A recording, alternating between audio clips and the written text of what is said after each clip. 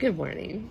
Based on some things that happened with me over the weekend, I decided to share with you today a grounding prayer or phrase or mantra, if that doesn't make you feel too woo-woo, that I have found super helpful. So I'm going to share that, and then I'll kind of tell a little bit about the story if you're curious afterwards. But just in case you need to keep it moving, I thought I would go ahead and let's practice this together. I learned this phrase from one of my grad school professors. I went to did the master's program in Christian spiritual formation and leadership at Friends University, and James Bryan Smith is one of the professors there, and you can look up his books. I would highly recommend them. They're fantastic. And I learned this from him. So let's take a deep breath.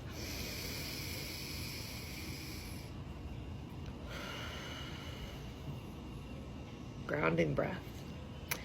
And then our centering phrase is, I am one in whom Christ dwells and delights, and I live in the unshakable kingdom of God.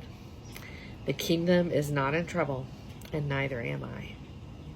So let's do that together. I like to put my hands on my body just so I can experience this in my actual body and not just in my mind or in my words. So let's take another grounding breath.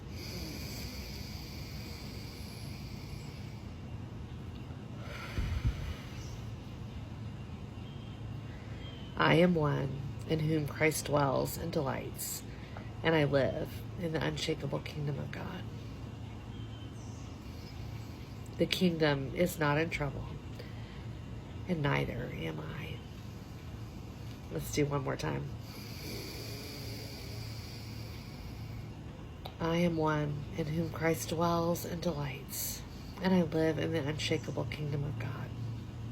The kingdom is not in trouble, and neither am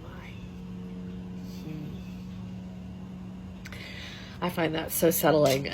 So what happened this weekend is I have some, we'll call them triggers around rejection, and my window of tolerance. I experienced the death of someone close to me this summer, so my window of tolerance is like super small, and things that ordinarily wouldn't really get to me are getting to me quickly.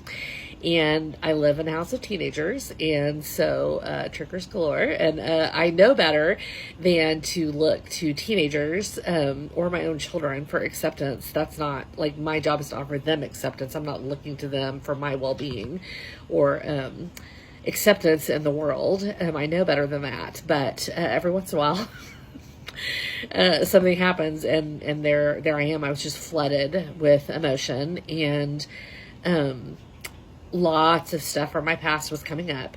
And in the moment, I had to kind of breathe through it. You can't always stop what you're doing and say your grounding phrase or prayer. So I did pray, but I prayed what Anne Lamott calls the great helping prayer, which goes like this: help, help, help, help, help, help, help. And I tried to breathe through it, remember that my fight or flight system had been triggered, but there were no lions in the room.